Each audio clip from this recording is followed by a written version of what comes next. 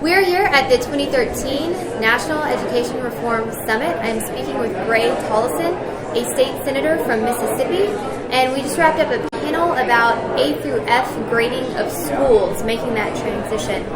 So can you talk about the benefits of transitioning to an A through F grading system for individual schools within districts? Yes, I think the biggest part of it is it provides clarity to the schools, to parents, to communities about the performance of the school in their hometown. We previously had a 7-tiered system that uses terminology like academic watch, at risk of failing, low performing, and successful when we saw the school district had schools that none of them were successful. So because of that, and because we felt like we put a large amount of money from the state and coming from the feds into our school system, we needed to have some accountability that people understood. And because of that, we put this labeling on there. And so far, it has made a big difference. And we've done it 2 years, and year over year, we've actually seen an increase of the number of A schools districts from 3 to 18. So that's certainly been encouraging. Hopefully we'll continue to have school districts improve their grade. What's the distribution of F or D scores? I think for D and F, I can't remember off the top of my head, but school districts maybe 40 or something like that. I think it reduced down. But what that does is it gives a focus to those schools, and if they need help, and those communities rally around these schools and say, hey, we've got to do something to improve the outcomes of the schools. And I think you see that happening. That there's an alarm cry of, I didn't know this was happening.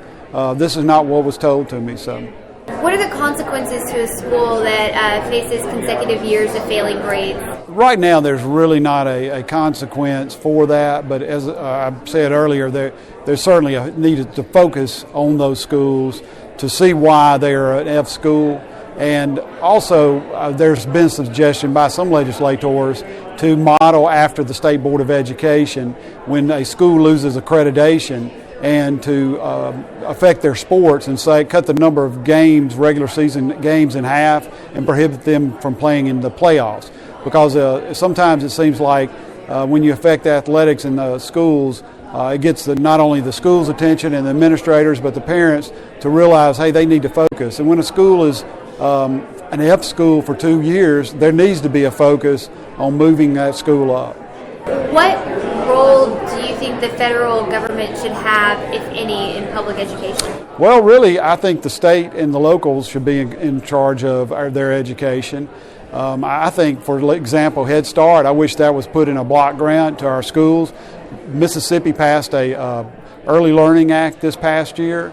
We're setting up, encouraging communities to set up collaboratives, existing 4-year-old programs, whether they're private or public schools, and encouraging them to provide quality pre-K. That's an important thing. So honestly, I think that the federal government shouldn't be involved to the extent that the states are doing the job they should be doing. And as long as the state is demanding strong accountability, which I believe we're doing in Mississippi. Do you agree with the Common Core education standards? I believe that we need higher expectations and higher standards in Mississippi.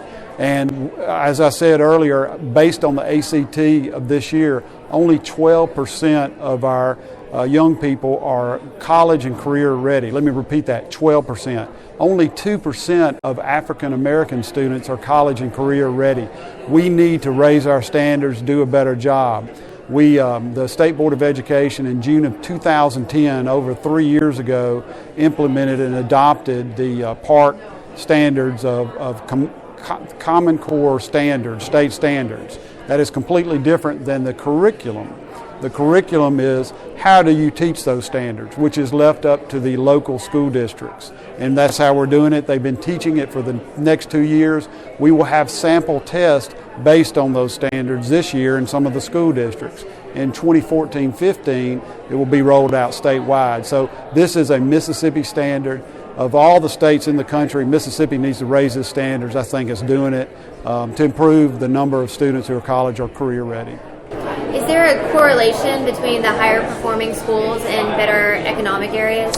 Absolutely, and we're talking about real estate values. I live in an area where all schools are A's.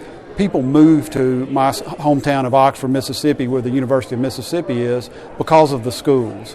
And I think other communities are recognizing that it is important for economic development, not only for real estate values, but for bringing jobs to their community, because manufacturers or employers want to know that the workforce is well trained. We have plenty of jobs in Mississippi right now, industrial engineer, draftsmen, very skilled jobs, but we don't have the people qualified to meet those jobs. So we have a gap there. We need to close that gap, that skills gap, provide more training for young people. Given that that's the case, what should happen to less fortunate economic neighborhoods in areas of higher poverty if their schools lack funding and they're performing worse on their test scores? Yeah, that's a good question. Should they be penalized for that? Well, no, they shouldn't be. And how do you address the poverty that's... Yeah, I think, well, it has been said before, people ask what effect does poverty have on education, and I turn that around and say what effect does education have on poverty. And I pointed out on a slide today that you have D&F school districts, but within those D&F school districts you have A and B schools. We need to drill down and say what is making that school an A or B school in that D&F district and scale that up. The superintendents need to be asking the question, the principals, and I'm sure a lot of it is because they have a good principal in that building and good teachers.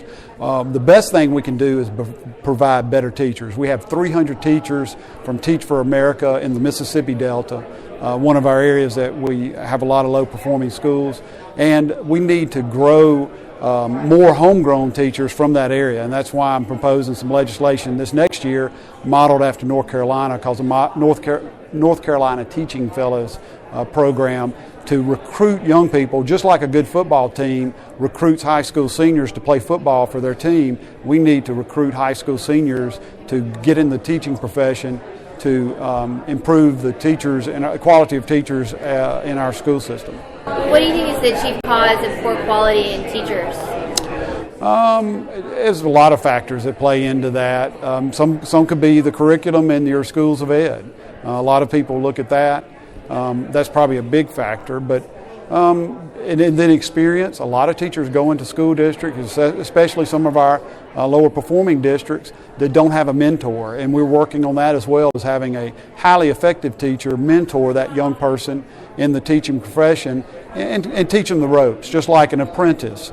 And I think that would go a long way to helping that teacher be a better teacher, but also prolonging their teaching career. I think after 2, 3, 4 years, a lot of teachers, young teachers, get frustrated with the profession because they don't have that guidance or assistance and go to some other profession.